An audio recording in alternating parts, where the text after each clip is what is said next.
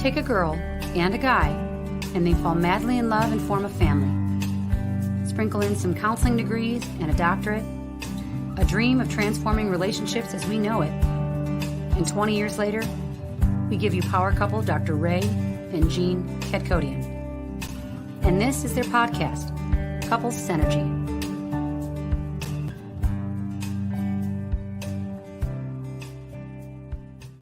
Hello, and welcome back to another episode of Couple Synergy with Dr. Ray and Jean. Hi, I'm Dr. Ray. And I'm Jean, and this is our podcast about love, marriage, and relationships. Please check us out online at couplesynergy.com or on Facebook, Instagram, YouTube, Twitter, and LinkedIn at Couple Synergy. And please subscribe to our podcast, leave us a review, or send us any suggestions on topics you'd like to hear more about. And now on a Couple Synergy, an in-depth look at love, marriage, and relationships, where we bring you our experience helping thousands of couples transform their relationships for over 25 years. You know, everyone says you should work on your relationship, but nobody teaches us how. So we've created this podcast to teach people what they can do to create the relationship they've always dreamed of with the partner they fell in love with. On today's episode, we welcome a very special guest, Dr. Robert Glover. As therapist, coach, speaker, and educator, Dr. Glover is a relationship expert with over 40 years of professional experience. He is the author of the groundbreaking No More Mr. Nice Guy, the best-selling Dating Essentials for Men, and the recently released Dating Essentials for Men Frequently Asked Questions. In his work, Dr. Glover has helped thousands of men worldwide transform their lives and get what they want in relationship, sex, and career. Thank you so much for being on our podcast, Dr. Glover. This is really an honor for you to be on our show today. Oh, it's great to be here. It's kind of cool being, you know, in the back in the green room, I guess, watching your introduction, the little video, how you've set this up. The hardest part is always listening to, you know, the little bio blurb. I think, did I write that? Come on, just introduce me next time. Just say, this is Robert. Let's talk. It's good to be here. Good to be here. You guys are in Colorado. I'm in Mexico. The wonders of modern technology. It sure is, really. It's kind of brought the world real close together, right? Yeah, we can do a lot of stuff we couldn't do 10 years ago. It's great. Absolutely. Absolutely. And, you know, besides your bio, you know, on a personal note, I want to let you know that, you know, throughout our work, and, you know, 25 years now working with couples, you know, I work with husbands and Jean works with the wives, and then we work together with the couple. Mm-hmm. One of the assignments I give my men is to read your book, No More Mr. Nice Guy, especially if they are a nice guy. Especially, yeah, you know, thanks. That you know, helps me make the car payment every month. So I appreciate you know, and just kind of a reference to that, I went back to New York about 6 years ago and read for the audio version of No More Mr. Nice Guy, and it had originally been done by a professional voice, and you know, my agent pulled some strings, and I got to go re-record it. But it was really fun getting to reread the book again after so many years of not really having read it. Because, you know, you're right. You guys are writing a book. You know, when you're writing it, you're in it all the time. And you don't know if it's good. You think it's going to be good, but you don't know. And then after you get done, I promise you, you're not going to want to look at it for a while. And, you know, people will say, you know, when you say in chapter 6, I go, you got to remind me, what's chapter 6?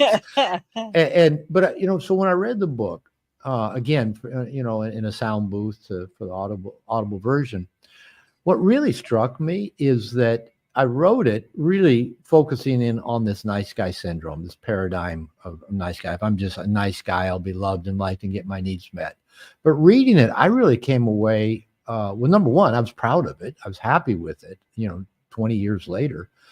But it really struck me how it probably is a book not just for nice guys, but just for men, to just give a model of how to live a healthy, happy life, of learning how to make your needs a priority, have good boundaries, be a good communicator. So if you're recommending to guys that don't present as nice guys, that's okay too. And I'm sure it's way needed in our today's society. Yeah. Right. Men need so much more guidance than they ever have. Can you talk about what brought you into the field of working with marriages and families, and how old were you when you made that decision? That's a good question. Probably the same reason that everybody goes into working with relationships is to fix their parents' marriage, right? I don't think I knew that at the time. And so really to back it up, about the time I was a junior in high school, when everybody starts asking you, what are you going to do? What are you going to be? Are you going to go to college? And how many people at 15 and 16 really know what they want to do? I mean, if you're a young person now, everybody wants to, create a click funnel and, make $1 million selling stuff on the internet. But back when I was in junior high, my dad was a mailman. I knew I didn't want to follow that path, and he didn't want me to either. But, I didn't grow up around college educated people. My family's pretty blue collar, pretty religious growing up. And, I knew a few professional people, but not many. We didn't spend that much time around them. So my intention was, okay, I think I want to be a minister. I enjoyed biblical history. I always enjoyed church camp. That was a big part of my social world, was being a part of a church. So I went away to a Christian college with the idea I was going to get a degree in ministry. My very first semester, one of my very first classes was Psychology 101. And I just fell in love with the psychology aspect of things. And for some reason, I can't say why, other than probably I was, unconsciously wanting to fix my family. I leaned towards marriage and family therapy. That just seemed to have the most appeal to me. So here I was 18, 19 years old, wanting to help people, with their relationships and marriages. What do you know at 18 or 19 about relationships? But I just really enjoyed that. So I ended up getting a degree in religious education that had the ministry and the kind of psychology and relationship theory. Then I went and got my master's degree in marriage and family therapy from the graduate school of the same religious institution I went to. And then later went and got a PhD from a state university in Texas in marriage and family therapy. So I completed the PhD at age 29. So, probably pretty young for most people. And then continued to work in the ministry for a number of years, and with the idea of really wanting to work with couples and families. And to this day, I don't really identify myself as a marriage and family therapist. I'm not living in a state. I let my state license go years ago. I'm living in Mexico. I do everything online. And even though I don't do couples therapy anymore, I mean, not because I wouldn't, I just don't. I've just, since No More Mr. Nice Guy came out, I've really focused on men. And that's where all my attention goes, almost 100% towards working with men.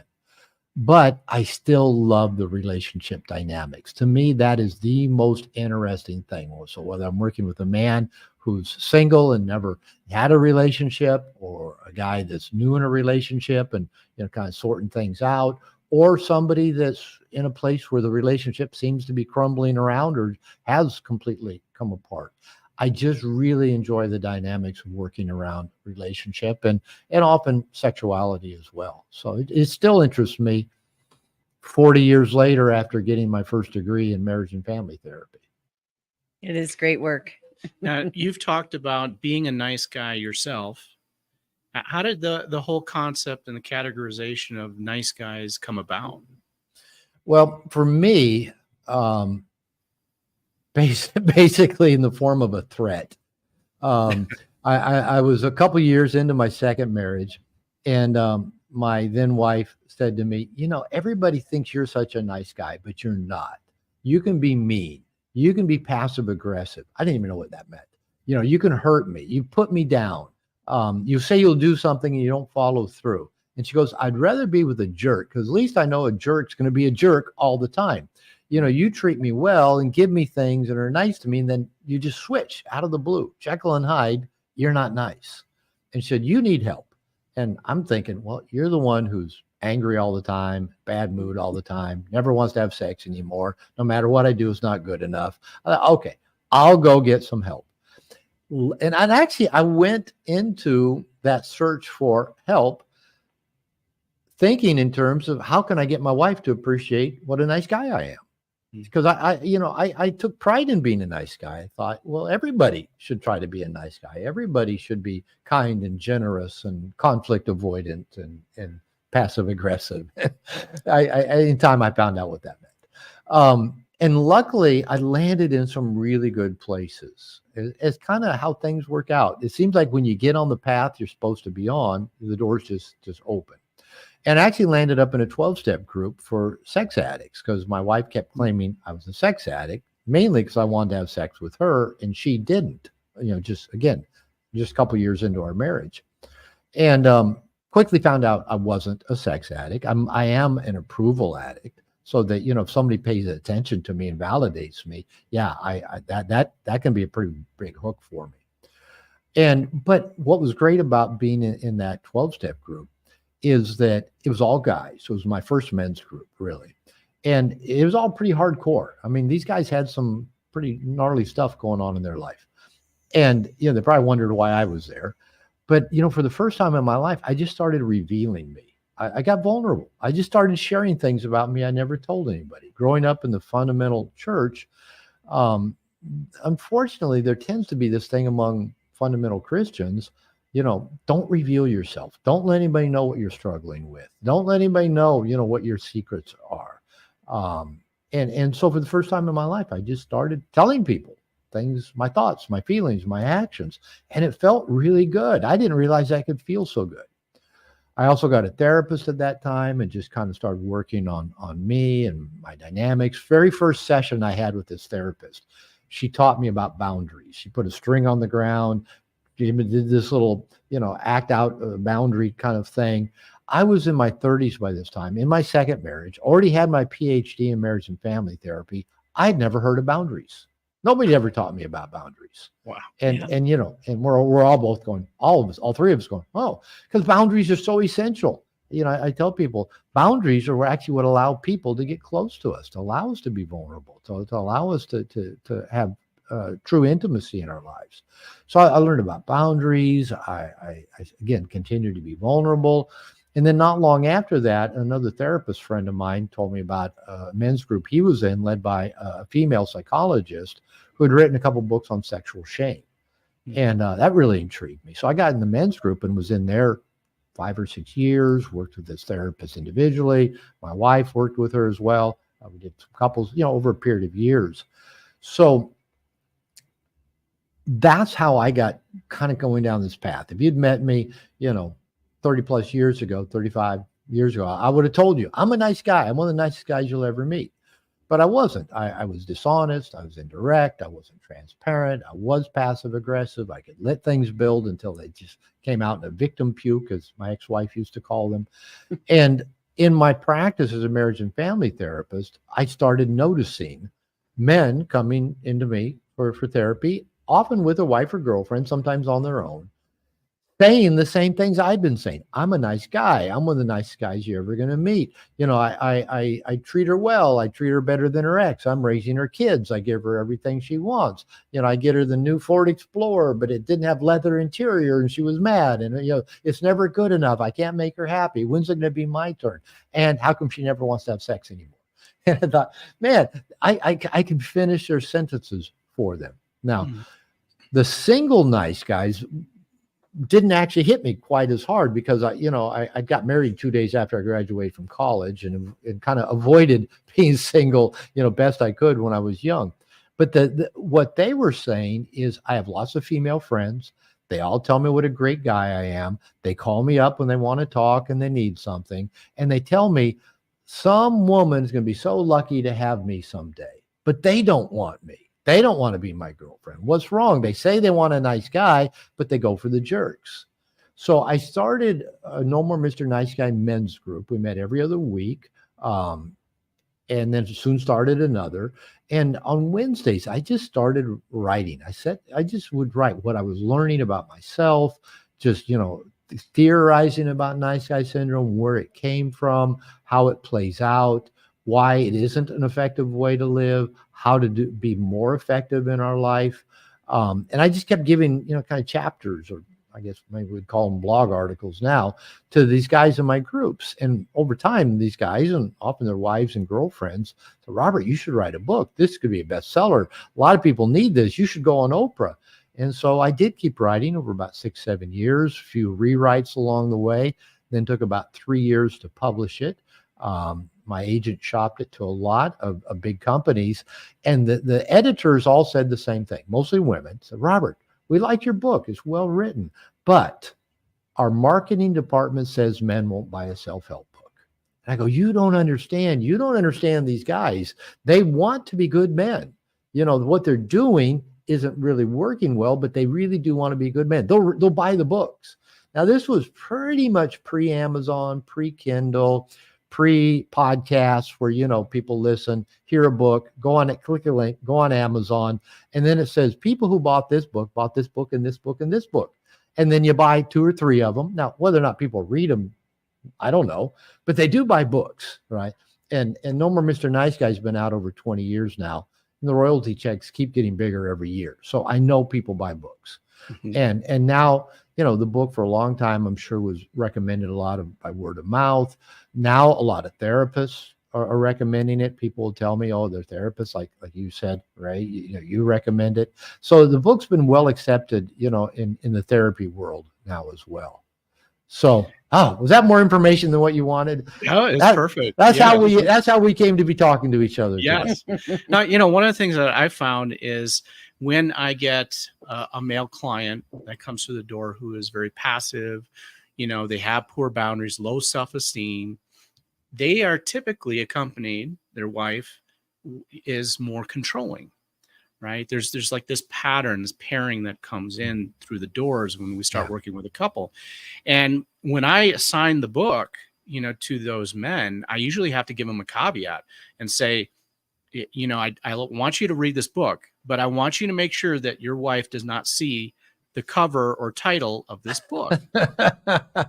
Because we have run into, many, many times where, the wife sees the cover, the title, and she goes off, right? She has this Makes an misinterpretation. assumption. Yeah. makes an Absolutely. Right. And one of the things we noticed actually about that pattern of low self-esteem and passive aggressive and passive communicator, it really has a lot of the same elements of codependency. Well, it is. So let me speak to a few things here. When I first published the book, I even thought about maybe, making an alternative cover available, so guys could put a different cover if they're going to read it on an airplane or leave it on their nightstand.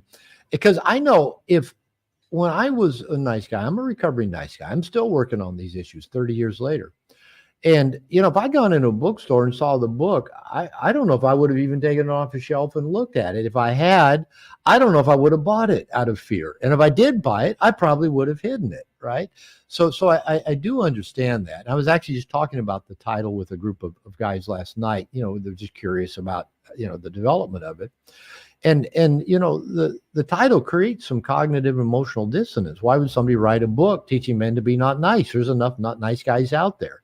But on the other hand, we probably at some time or another, we've all said, "No more Mr. Nice Guy. I'm not taking it anymore."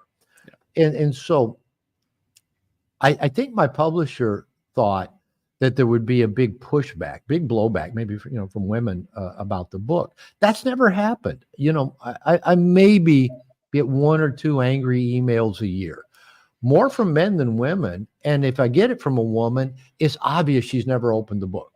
Right. Her husband bought the book, her boyfriend bought the book and left her. It has to be the book's fault, right? It's got to be it because I taught him to be a not nice guy. So it is funny that, when you mentioned that the woman's reaction to it, I can't tell you how many men have come to see me and either their wife or girlfriend or ex-wife or ex-girlfriend gave them the book. So women discover the book. And once they open the cover, they don't react. In fact, a lot of women tell me they learn a lot from it because there's a lot of good material in there. So the thing about codependency, yes, nice guy syndrome is codependency. Now, when I wrote the book 20 plus years ago, the only real vernacular where the term codependency was used, it primarily came out of addiction, where you've got an addict and then the co-addict or codependent that often enables or perpetuates the addiction. And they both have their own addictive patterns in that relationship, in the system they've created. Now, some books followed that where they mainly directed at women, because usually, often, I guess, maybe in the addiction, it was a male alcoholic and a female co-addict. So like, women who love too much, and some other books came out. I was influenced by some early books, Pia Melody, some earlier books on codependency, some John Bradshaw, Healing the Shame That Binds You. So I was seeing this codependency in men. That's really what it is. But I wanted to write a book to men where they didn't automatically go, like you say, where people might automatically dismiss the book by the title. I didn't want men to automatically dismiss the content because it talked about codependency, and they thought, well, I'm not married to an addict, or, I'm not a woman, so I wanted to write about it. So I intentionally never used the word codependency in the book. But that's what nice guy syndrome is codependency. Now, another term that I like better than codependency, because I think it's more descriptive, is the term borrowed functioning, where that means I get my sense of identity, my sense of worth, my sense of value in terms of how I am with another person or how another person sees me. So my borrowed function is I need you to have problems. You're depressed, or you're sad, or you can't pay your bills, or what, and I can help with that. I can help you through your depression or your anxiety or your fears, or I can help you get a job and keep a job, or I can help you finish school, or I can help you pay your bills. And then I get value. I get a sense of worth. I get a sense of identity because that's what I do. That's borrowed functioning. Now, there's many problems with that. Number one, it can just keep perpetuating the problem of the other because it is enabling. But even worse than that is the person who gets their sense of value by helping the other almost needs the other person to keep needing their help. So in other words, if they already are, let's just say, sick, we need them to stay sick. If they aren't sick, but we just need to perceive them as sick so we have a job, none of those are particularly healthy, any of those patterns. So but it keeps the role static and stable. It keeps everything static and stable, just like you say. These nice guys that come in, that they come in with often very controlling, powerful women. I've got a couple hundred podcasts that I recorded over the years available on my website. The two top podcasts in terms of how often they're purchased. One of the top two is usually becoming the non-judgmental observer of self. And the other is how to deal with strong and controlling women.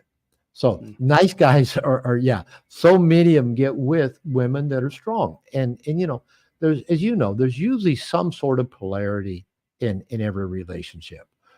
So whether it's, kind of the man being more assertive and stronger and the woman being more passive or following, or reverse it. If the guy's passive, usually the woman's going to step up and do what needs to be done, because either that's already her nature or temperament, or she's learned along the way she can't depend on or trust the guy to step up and do it. And so it's often just kind of that match made in heaven. Somebody's got to pitch, somebody's got to catch, somebody's got to be top, somebody's got to be a bottom. Somebody's got to lead, somebody's got to follow. Now, it doesn't have to be a rigid gender role, but there's usually some degree of that, at least in various aspects in the relationship. So yes, passive guys often do get very strong women.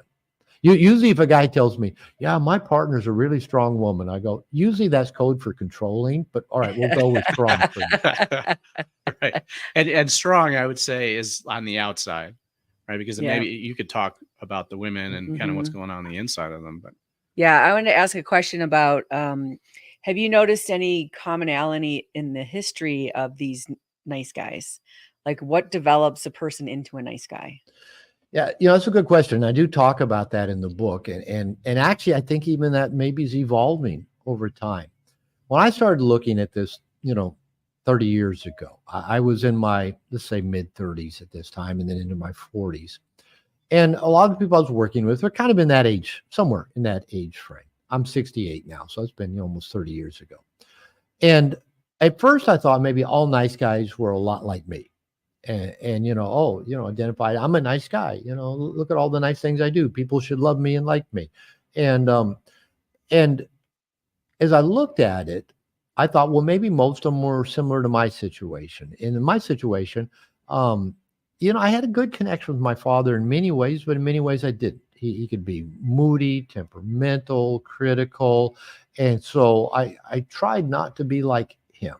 And my mother even raised me. She told me as a child, I'm raising me and my brother to be different from our father. Now, she actually apologized for that, many years later when I was an adult. She goes, I should not have set you against your father in that way or tried to make you different than whoever you were. So, bless her soul for taking ownership of that. And I often tell people I'm really strongly attracted to unhappily married women. Why? My first love object was an unhappily married woman, my mother. And she stayed unhappily married till my dad died in 2009. And my job was to go be there for her, to be that good man, to listen, to accompany her, she taught me to clean and sew and cook, all traits that I'm glad that I have. But it was mainly to make me different from my father, because he basically sat in his big chair and said, Ms. Glover, do that. Ms. Glover, bring me this. Ms. Glover, bring me some food. And so she wanted me to be different from that. So I thought, well, maybe most nice guys were like that, kind of had the angry or critical or maybe distant, unavailable father, and maybe the dependent, needy mother. But I found out there's actually so many antecedents. Other combinations. Yeah. And, where a lot of people say, back in the day, they say I came from a Leave It to Beaver family. Probably don't hear anybody say that anymore. You guys probably remember Leave It to Beaver, but, we show our age. But, in some families, the father was just absent, not there, divorced parents. Mothers were either usually a combination of sad and needy and overwhelming, or more borderline, controlling, angry, perfectionistic. And nowadays, when I listen to guys, a lot of men, in the millennials and whatever the alphabet of letters are that come after millennials, they'll often say, my dad was a nice guy. And all my dad taught me was don't piss off your mother, because that was his main goal in life, to not piss off, my mother. And so a lot of men are now being raised by nice guys. My son is a millennial. He's 38. And, he was a teenager when I was writing No More Mr. Nice Guy. So he grew up with a nice guy father as well. So there are a lot of different dynamics. Now, one of the things that I point out in the book, and this took me a while to realize, is I identify two types of nice guys.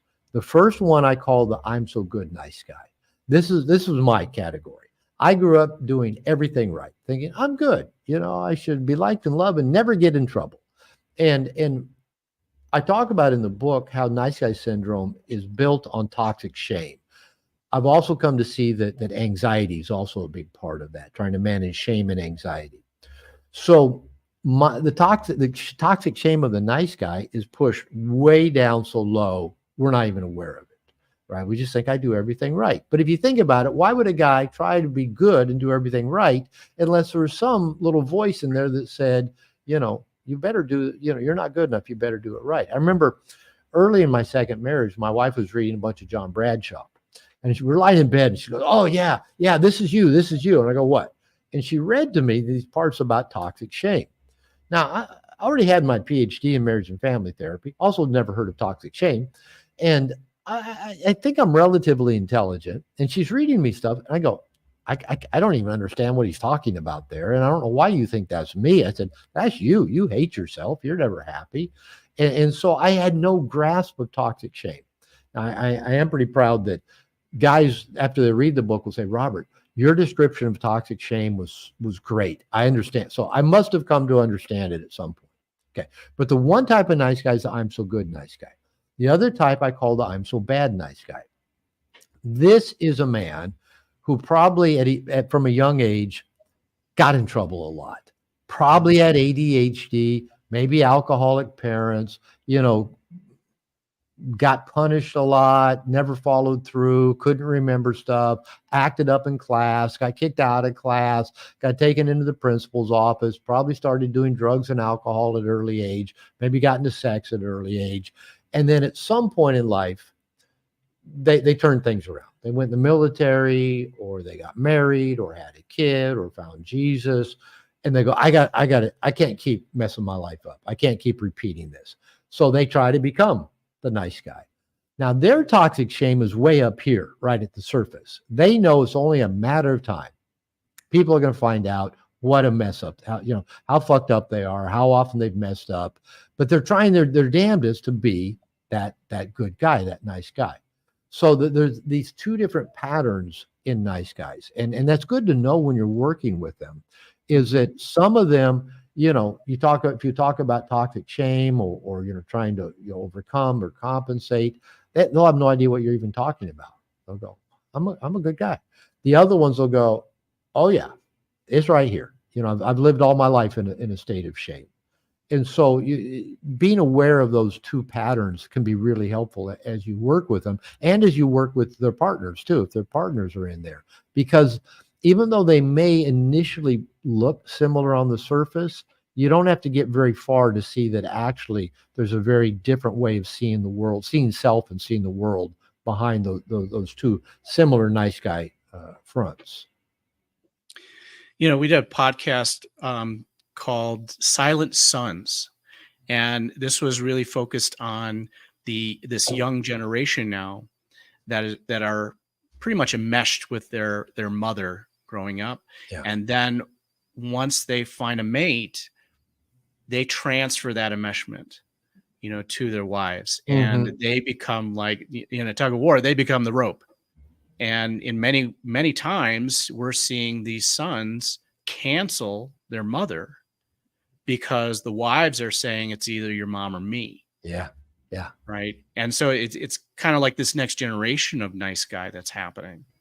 Well, I'm not even sure it's purely next generation. I've got a client that I started working with a few weeks ago, and he's probably late 50s. And as I start working with him, the stories unfold. He's got an estranged ex-wife, not divorced yet. Got a daughter who's writes some threatening mails. Got a mother that's when she says jump, he says how high. And then I find out just recently he's got a girlfriend he's living with that he doesn't really want to live with. And apparently the girlfriend he's living with tries to manage his relationships with his ex-wife or his estranged wife, his mother, and his daughter. I was actually sitting next to a guy on an airplane flying from Dallas, Texas, down here in Puerto Vallarta this week. Divorced guy, a retiring attorney, and he starts talking about the same thing. Get around with ex-wives, daughters, second wife, and same thing. It's just when we get in that enmeshed mode with our mothers and don't know we can set boundaries, because who teaches us as children how to set boundaries? Nobody. And so what happens is we get fused and enmeshed with all the women in our life and can't say no. And then often we get with the second or third wife and sees those patterns. Maybe, like I say, it could be the younger guy, and maybe now a young wife sees he has no boundary with mother, and probably often no boundaries with other women either. Now with social media, everybody has hundreds of thousands of members of the opposite sex, around them all the time.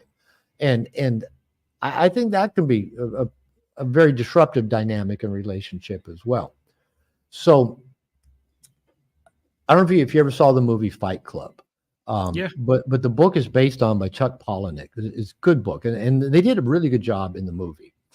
And there's a scene in the movie where the Ed Norton character is talking to the Brad Pitt character, and he says, I need to find a girlfriend.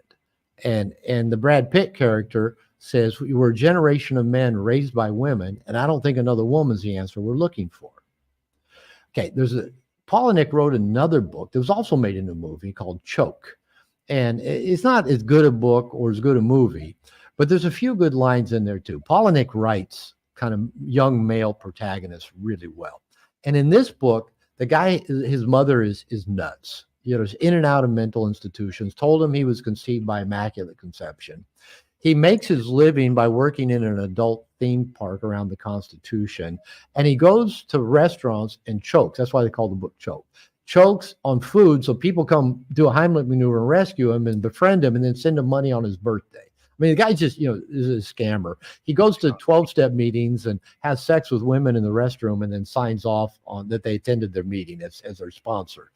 But there's a line in that book where it says, when your mother is your first spouse, every other woman's going to feel like a mistress. And he goes, what can you do? You can't divorce them, and you can't kill them. So this is a very real pattern I've been seeing for years. And I talk about it in No More Mr. Nice Guy, where I talk about being monogamous to mother. When a young boy gets parentified, like I was, by my mother, called up to be her companion in any way, socially, emotionally, spiritually, sexually, I guess. And it's like we feel this loyalty to our mother. And, now the whole Freudian Oedipal things at play here, which I think is very real. Because every little boy wants to possess his mother. Most little boys at some age say, Mommy, I want to marry you when I grow up. Little girls don't tend to say that to their dad. So boys go through that developmental stage.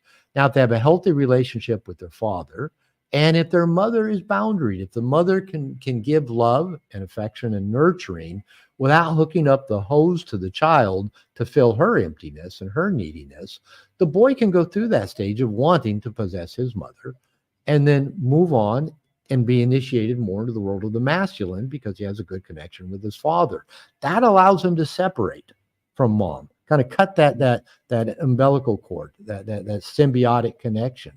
That then will allow the boy to come into adolescence and adulthood and be able to develop a relationship with women at a younger age, and then hopefully at some point with one woman, develop that and get all the way and choose actually an appropriate woman to be with, and him be all the way available as well. Because what I find it's kind of hard to describe this monogamous to mom and how it manifests, because it manifests in different ways and it's subtle.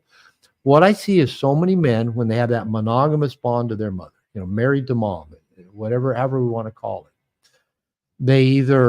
they can't get all the way in with a woman, so they may just date lots and lots of women, or if they get in with a woman, they're not particularly available, or if they get in, they're secretly hooked on porn, or maybe picking up hookers, or they pick a woman who's sexually unavailable, or who is controlling, or who is moody, or who can't be faithful, or who needs a lot of attention on social media. It's like, but we don't realize what's going on. It's all very unconscious. We don't realize that I've kept the monogamous bond to my mother intact by either, never getting in a relationship. I think it even shows up in gay men. No other woman's ever going to be a threat to mom. And it can show up in so many different ways, but it's hard to connect the dots that this all goes back because my mother enmeshed with me and hooked up the emotional hose to me at a very young age. And as a little boy, when we naturally want to possess our mother anyway, there's part of that feels good. There's also part of it that feels terrible. And so this can play out in so many kind of undiagnosed ways in adulthood. It's that disconnection from your heart and love and your sexuality. And so you can't have both because you can't have that with your mother. So the sex becomes heartless and love is void of sex. Can you talk about more dysfunctions that are manifesting in nice guys? We can even dive a little bit further into that. If here's a pattern that I see that I think is tied also to what we've been talking about, to that monogamous to mom, is that as you probably see, I see so many men, and this is especially true in nice guys, who do have this hidden, secretive sex life. Whether it's pornography, massage parlors, chat rooms, hookers, and social media. Whether it's Instagram models or having all these secret, relationships through social media. Now, the way I talk about it, and mainly because it makes it more interesting for men and they actually listen to it, there's a term called Madonna whore, where it describes a way that the two very distinct ways that a man can view women. View them as the Madonna, which is the mother of Mary, the mother of Jesus, who, the Madonna was the virgin. She had other kids, so apparently she didn't stay a virgin her whole life. So, but we have this, the Catholic Church has always pushed her as this pure, virgin, because she didn't have sex. Like somehow that's this elevated status. So men will see certain women in that Madonna category. They're above sex. They're pure. And then the other category is the whore category.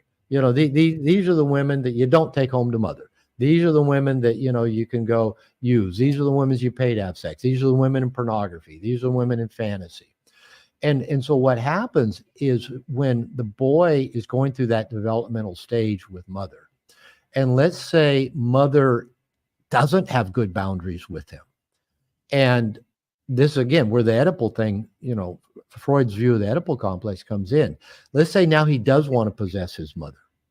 And let's say he doesn't know if he like shows his mommy his pee-pee to get her approval, or wants to touch her breast or touch her on the butt, signs of sexual affection. There's a part of it that he's afraid that, Freud said he's afraid he's going to get caught by dad and get killed. The bigger fear is, what if mom doesn't say no? What if mom lets me? Right now, the boy doesn't know, and he's only 4, 5, 6, 7 years old, right? And he's going through a normal, natural developmental phase where if mom has good boundaries, and again, he has a good connection with dad, he'll just go through that phase and pass through it like every other developmental phase. But if those pieces don't exist, he doesn't have safe, healthy relationship with dad, mom doesn't have good boundaries, he'll either go fuse and enmesh with mother or become afraid of showing his sexuality to his mother because of fear of offending her or getting rejected. So the two fears, I'll offend her and get rejected, or she may not set a boundary and stop these advances. Okay. So what happens for a lot of men, because that piece never gets resolved, they do grow up and they see two categories, the good women and the bad women. And the good women, you don't bring your sexuality to. These are the guys that really have, they practice what I call nice guy seduction. When they're dating, they try everything under the sun to impress the woman, right? They try to be, they do things for her. They listen to her talk about her problems. They pay her car payment. They help her sister move, and they hide their sexual agenda, because good women don't approve of men who want sex, because they've heard of women, maybe they heard their mother complain about dad wanting sex. They've heard the women complain. That's all men want. Men only want one thing. All men are this way. So the guy says, I won't be that guy. Well, he still has this sex drive. It's still there, but he's just pushed it down and hidden. And, whatever you repress is going to manifest one way or another. So it's going to come out in some dark, hidden, secretive way. So when he's dating, he tries to make this impression on the woman by hiding his sexual agenda, because good women don't approve of sex. But he may still be going over looking at porn, picking up the hookers, doing these other things with the bad girls, right? And so what happens then is they often get into these marriages. If he does get the woman by hiding his sexual agenda, often once they do get in a relationship, the sex just quickly dries up, because because the good women don't want sex. So I can't present sexual desire to my partner who I want to approve of me. I want this woman to approve of me. So I got to hide the sexuality. These other women over here, I don't care if they approve of me. I'll take my sexuality there. And so what I teach, what I work with men is they have to integrate that Madonna whore and bring their full sexual identity to the good woman, the woman whom they want to approve of, the woman they want to be with, the mother of their children, right? And this is a tough one with guys, because this one's really hard for men to see, because this developmental stuff happens at such an early age, and they don't put those pieces together. Oh, this thing with mom is the reason why I hide my sexual agenda from the woman I want to approve of me, and why I'm still hooked on porn. And even though I said once I got into relationship, I'd quit looking at the porn, but I can't seem to quit. It's because of the way they've segmented their sexuality. Mm-hmm. Good women over here, don't bring your sexuality to them. Bad women over here, that's where you go play out your sexual life. And men have to learn. And all to of it is tied to shame. It's all tied to shame. All tied to shame and fear. Yeah. But primarily shame. Yeah. Do you think the exposure to sexually explicit material to really young kids, so much more now than it ever has been, is impacting this also? Oh, it has to. It has to. When again, my son is 38, and when I was raising him and my stepson, they were 6 months apart, and they played sports, they did everything together, and this was in the burgeoning of the internet, and where we lived, we got a computer, household computer, but that's back in the day of dial-up, and with the dial-up modem. And we couldn't wait to get cable and high-speed internet where we lived. But we lived in an area that they were slow. They kind of had to lay cable down to get people high-speed internet. Finally, the day came. We're so excited. We get high-speed internet.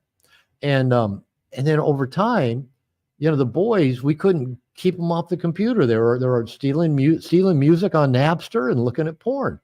And no matter what we did, we put the computer in the middle of the household trying to just manage it. And we eventually went back to dial-up just to slow the boys down, because if you're trying to look at porn on dial-up, I don't know if you've ever tried, but it comes up one line at a time because, it is heavy. I think that's a boob. I think that's a boob. Oh, no, it's just an elbow. So it took a lot of the interest out of looking at porn. But yeah, here's a generation of young men that grew up with high-speed internet access to anything and everything. Because if you open up any porn site, if you Google something that's going to take you to a porn site, there's a little page comes up, says, "I attest I'm 18 or over." All you got to do is push a button, right? Any 5-year-old can do that. So yeah, of course they're being bombarded with this. I tell my clients, I said, probably your grandfather or great-grandfather never saw more than 3 beautiful women in his life, and he probably didn't see any of them naked. Nowadays, you can go to the mall and see hundreds of beautiful women, mostly naked at the mall, and just go online and see them completely naked. And it's just presented a distorted reality. I don't think porn's immoral. I don't think it ought to be illegal, but I think in general, it does not serve men well. It creates distorted perception of female beauty, female desirability, what women do in sex. And maybe women do all those things that the women do in porn. I mean, the only times I've ever watched porn is when the women in my life wanted to watch it together. And, I watch it and I go, that's unrealistic. That's boring. It's kind of like, I'd rather do the real thing than watch this other thing. But it's safe sex. It's easy. Men can go do that. There's never a failure. They never get ED. They never ejaculate too quickly. They never get rejected. They never fail to make her come. In porn, everything is easy. And that's distorted because nothing in life is easy. And sex and relationships are not easy. And so that's why I think men just keep going back to it. Now statistics show in the US for the first time since they started keeping statistics that over half of all adults, 35 and younger, men and women, report not having been in a relationship in the last year. Yeah. Boys, or young men, like 25 and under, report not having had sex in the last year. Right?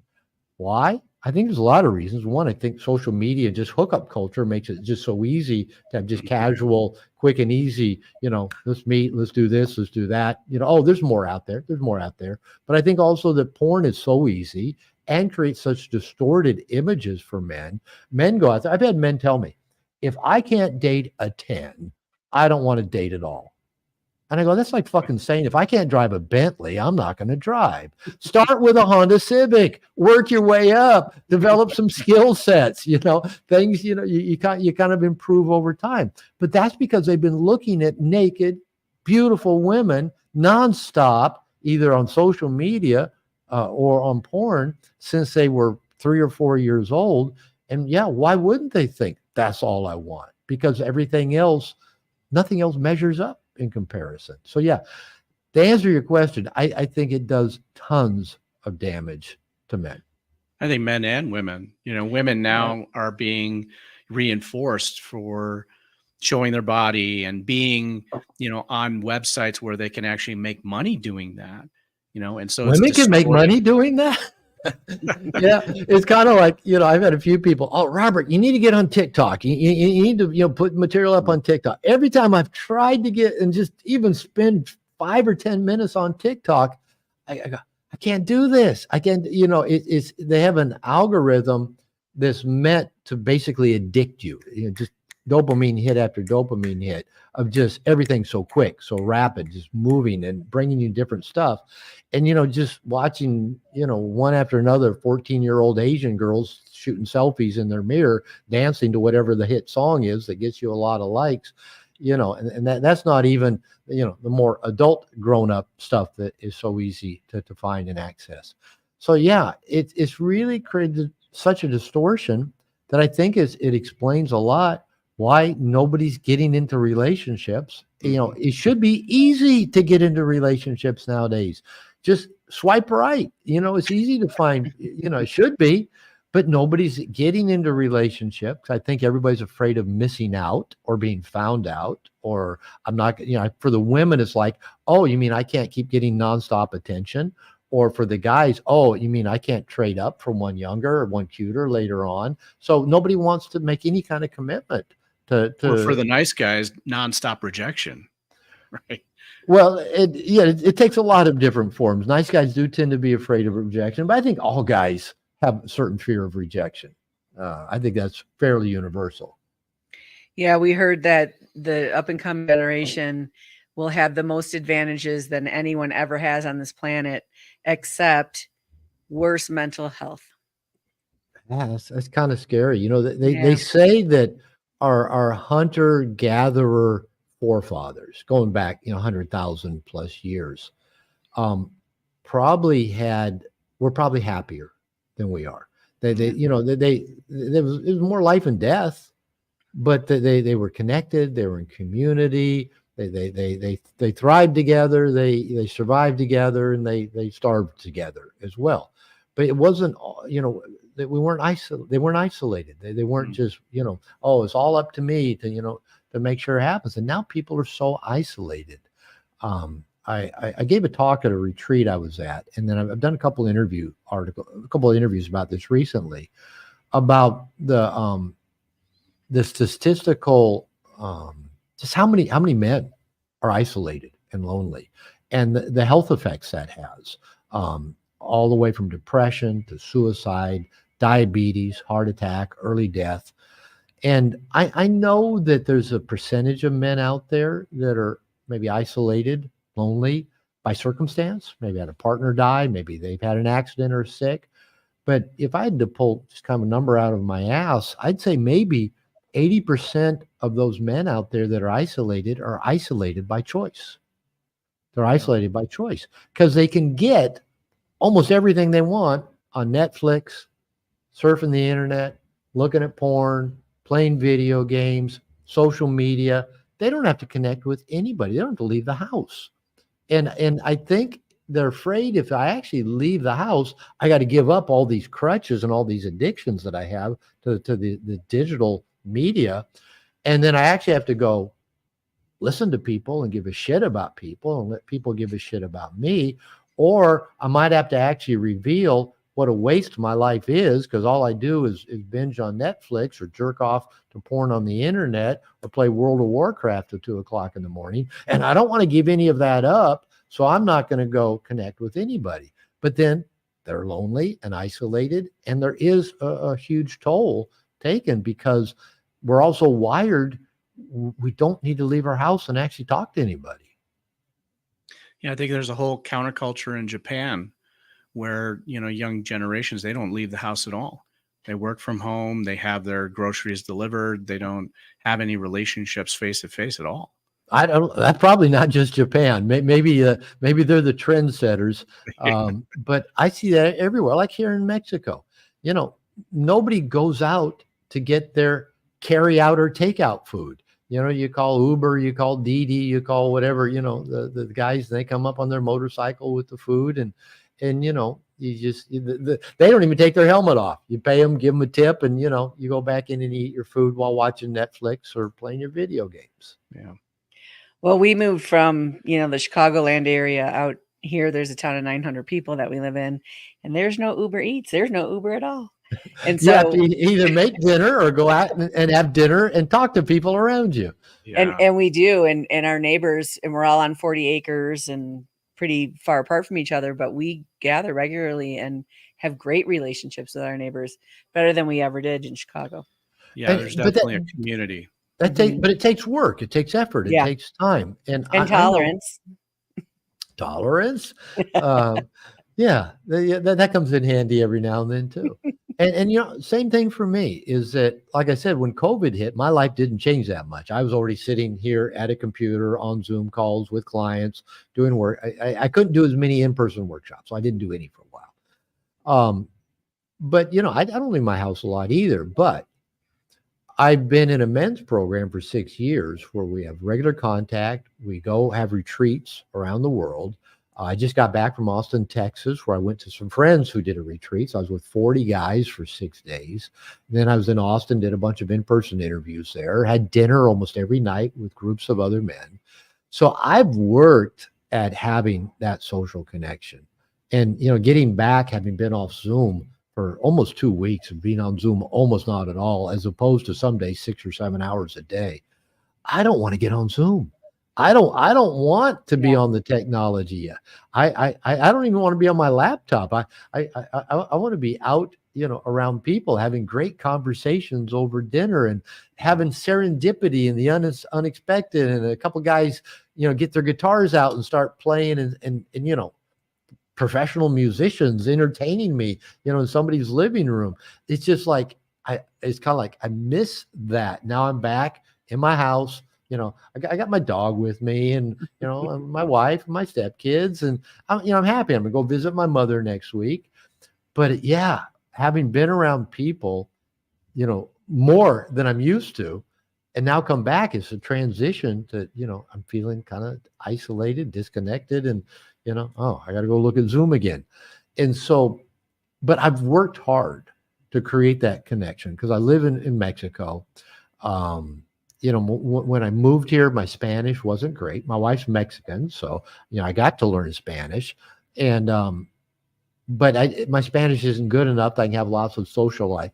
Excuse me, and have a lot of friends here. So so whenever I travel, when I'm in Austin, I met up with about 10 or 12 friends I've got in that area. When I go to Seattle, I'll meet up with friends there. And then from that trip, I'm gonna go down to LA and go hang out with a friend in Santa Barbara and go meet with another friend and go to a Pearl Jam concert. So I really do work at creating those friendships and connections, because it is so easy to just kind of okay, order the food on Didi, do everything on Zoom, stay isolated, watch TV all night. But that doesn't nurture us. It doesn't serve us. It doesn't connect us. No, it's been a lifesaver actually getting away from Uber Eats and DoorDash, because we have to actually cook our food here, and it's You get to cook your food, yeah, right? we get to cook our food, right? Yeah, we're getting good at it. We're getting We pretty never good. cooked before. We always worked Oh, really? at night, and then we'd go out to eat. Mhm. And so, yeah, we've got the 3 sisters cooking right now, the squash, beans, and corn. And you're making some wings later. Yeah. Wings. All right. Sounds like a lovely Friday night in Colorado in a town of 900 people. Yep. Absolutely. So, when the guys read the book, after they read it, they come to me and they're like, their eyes are just blown wide open. And How did he know me? Has he been following me around? Right. Yeah. they just, they get this realization about why they are how they are. And, for those guys out there that are having that realization, a lot of times they ask the question, now what? Now What what? am I supposed to do now? Right? Am I Of supposed to course. just say no to my wife every single time that she wants something or she asks me to do something? And if she Oh, says it's no. not Don't right, piss your wife off. Don't piss your wife off. Don't Right. don't go there. am I supposed to cut my mom off? So they're left in this place of kind of awareness, but also confusion. Right. So I don't know if you can speak to that a little bit. Well, I wrote a book. I wrote a book about it. So, yeah, I'll speak to it for a minute. Perfect. Of course, that's what everybody wants to know. Okay, we've diagnosed the problem. What's the prescription? What do we do? A lot of guys, guys tend to be black and white. You probably notice this. It's either this or this, right? And they'll say, okay, I don't want to be the nice guy. I see that's not working, but I don't want to be the asshole either. I don't want to be the jerk. It seems like that's the only two alternatives. So they'll say, I want to find it. Where's the balance between? And I go, well, really, I think both of those extremes are toxic. Both of them are trying to inappropriately manage shame and anxiety. So there's no tipping point between two toxic extremes. We have to come up to another level. We got to go up to another plane where we have to learn to self-soothe our anxiety. We have to learn to differentiate, to ask ourselves, what do I want? What's important to me? And follow through on it. Even when we have the anxiety and neurotic guilt that says I'm doing something wrong or somebody's getting mad, or there's the pushback, the change back messages from outside.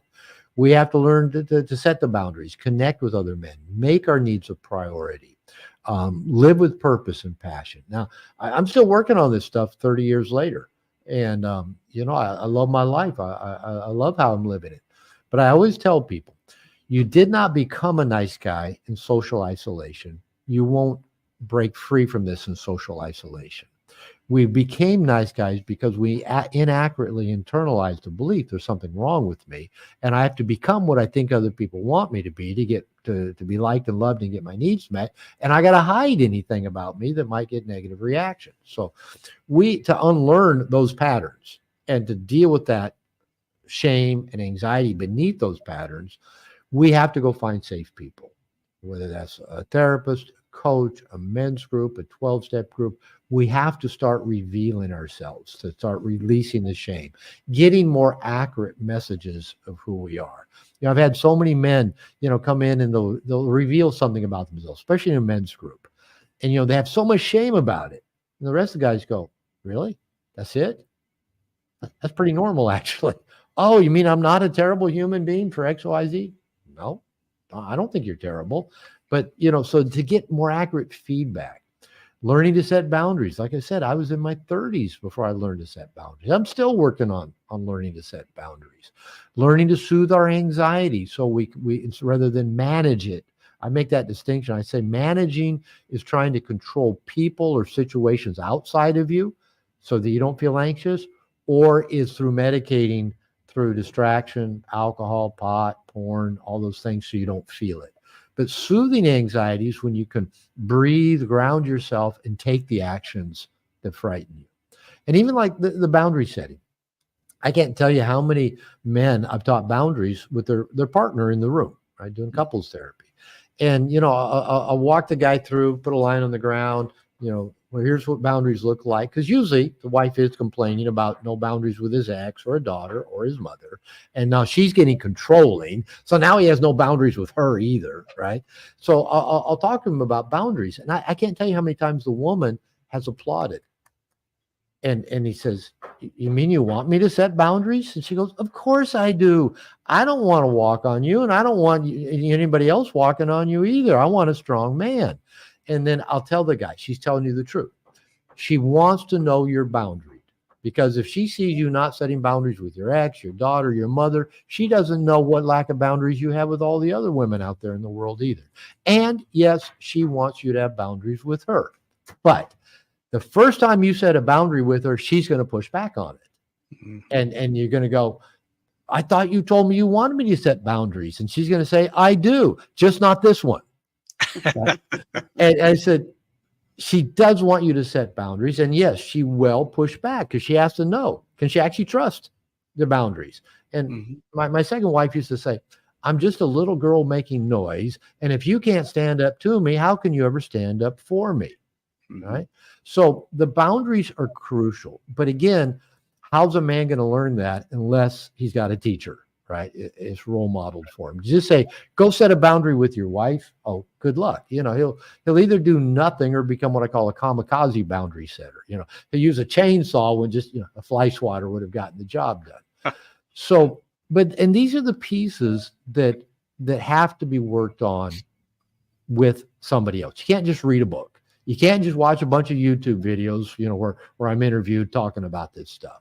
And so I think ideal is for men to be in a men's group. because Ray, you probably have seen this. You get to talking with a guy. You're a guy, he's a guy, and it's real easy for us guys to get in our head. We start intellectualizing stuff. Mhm. But you put a guy in a group of other men, and it takes one guy to reveal, oh yeah, I've got this issue looking at porn. And then 2 or 3 other hands go up that had never shared that before. Or you see where what their defense mechanisms are, or where they're inappropriate, or where they talk too much, or where they don't listen, or where they're not grounded. You can see all that in a group and begin to work with it in a group setting. So I've done the majority of my own personal recovery in groups with men. And when I was in private practice in Seattle, I was leading 5 men's groups a week. And I still do my workshops. I limit them to 8, 9 guys so I can still run them like a men's group. So it's essential. Men, go find a safe person. Maybe it's a coach online. Maybe it's a therapist. Maybe it's a marriage and family therapist. Maybe it's your minister, a rabbi, 12-step group. But go find safe people and start being vulnerable. Start revealing the things about you that you don't really want to reveal. That's when the work begins. That's when it really starts getting good. In our work, for me supporting the guys, it's so powerful because I get to be the appropriate mother that they didn't have. And it's so cool to watch them almost like they got watered like a plant and they just sort of thrive. And I'll do this in front of their wives and support those boundaries and stuff. And then talk it through with her later about, why that is appropriate, And so it's really cool work. It is, and I did the men's group I was in, early on for sexual shame was led by a woman therapist who also then worked with my wife and I and myself. And, sometimes guys will ask, well, should I work with a woman? And, because often guys will go seeking the approval of women. So they want to go to a female therapist because they get the approval. And I know a lot of times it's female therapists that are giving the book to their clients, because in the past, a lot of times therapists would tell me, the guy was a nice guy. I didn't know what to tell him. I didn't know what was wrong. Now that I've got your book, at least I can give him, something to read, and we can work on that. But what was really helpful for me is that working with that female therapist, she was pro-male. She was pro-male sexuality. Yeah. And that was good because all I'd ever gotten from women was a real negative, distorted view of male sexuality. Oh, men are bad because they want sex.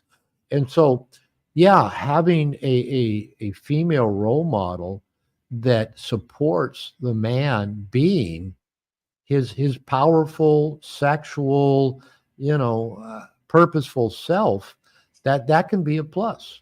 Mm-hmm. Absolutely. And, to kind of piggyback onto what you were saying is that go find someone to work with, someone safe, a good mentor, that those are the questions really that men should be asking, right? Am I going to see this female therapist because I want to be soothed?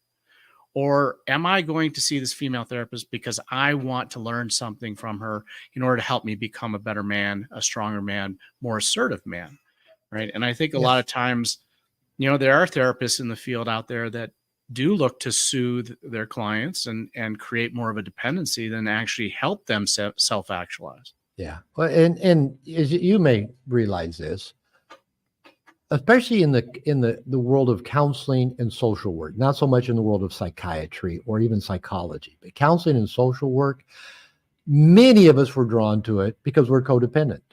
And that's true for me. And it wasn't until I got into therapy and started working on my codependency that I think I started becoming a halfway decent therapist. Mm-hmm. Yeah, if we're just trying to make our clients feel good or soothe them or, help them never to feel any shame, I don't know that we're serving them. Right. They do need to feel some shame. They need to release it, right? Not so our codependency can be detrimental to our clients if we're wanting their approval, wanting them to be happy, wanting them to keep coming back, however our codependency shows up. And I think the other question, for men is most men do not, especially nice guys, do not often report having good connection with other men. So that's one reason I love about working with men, because I actually love seeing guys confront that. So many men will come to a workshop or join my men's program and basically say, I'm not comfortable with men. And I said, okay, I applaud you. It took courage for you to get here. Dad wasn't safe. Maybe they got bullied when they were young, big brother, schools, whatever. Maybe they were picked on. Maybe they just see, the alpha males out there that are just, the big bullies that, chase women and drink. I don't want to be like that. And so a lot of men will create these stereotypes of other men to protect them from never having to open up and be vulnerable with men. But once men actually have that experience of being vulnerable, like I said, I was at a retreat, that I didn't lead, but I got to be a guest speaker. And here's 40 guys at this retreat. Majority did not know each other when they got there. And then through a lot of practices and deep connection and breath work and yogic stuff and physically challenging stuff, you'd think these guys have been frat brothers for 20 years by the time that they left, just because they opened and got real and got vulnerable with other guys. And there's so much healing and so much growth that can take place. So yeah, I think there's a place for both, for recovering nice guys. I think it's good to be around a woman who is supportive of masculinity, that doesn't see masculinity as toxic, that's supportive of men being strong and powerful, and to also go be vulnerable around men, because most of us still have that father wound that we carry with us. Absolutely. Well, Dr. Glover, where can our audience learn more about your work and learn more about some of these workshops? Well, drglover.com is my website, drglover.com. You can find out about my workshops, my podcasts, my classes. You might even just Google or go on YouTube and put in Robert Glover. I've done a lot of interviews over the last few years, so there's a lot of material on the internet. The men's program that I started, that we just launched last July, is called Integration Nation. So they can find that at integrationnation.net. My intention is that every man on the planet that wants to be in a men's program can be in one. So our goal is to build the world's largest virtual program for men, and supporting, the coaches and therapists that have more local programs, whether it be men's groups or retreats or things like that. So integrationnation.net or drglover.com. Fantastic. That's awesome. I'm going to look it up for myself. Check it out. Well, thank you so much for being on our podcast today, Dr. Glover. This has been a really great discussion, and I think it's really going to be very beneficial for a lot of our audience.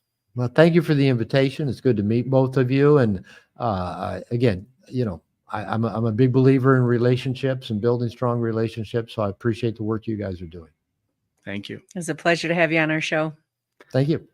We want to thank all of you for joining us today in Couple Synergy. Our passion is in helping couples and people have happy and healthy relationships. And this podcast gives us a fun way of bringing our knowledge and expertise to you, our listeners. For all of you listening, please let us know how you enjoyed the show. If you have any questions, comments, or topic suggestions, please email us at contact@couplesynergy.com. For more information about Couple Synergy and our programs such as Relationship 101, the home study course, the next Couples Relationship Enhancement Weekend, and our premier couples coaching program called Couple to Couple, look us up online at couplesynergy.com. And if you know someone who could benefit from this episode, please download it and share it. And thank you for listening. Until next time, synergize your life and synergize your love. You have been listening to Couple Synergy with Dr. Ray and Jean Ketkodian. Couple Synergy was recorded, edited, and produced by Dr. Ray and Jean Ketkodian. Voiceover and music entitled Breathe and Let Go was recorded and composed by Gina Gonzalez.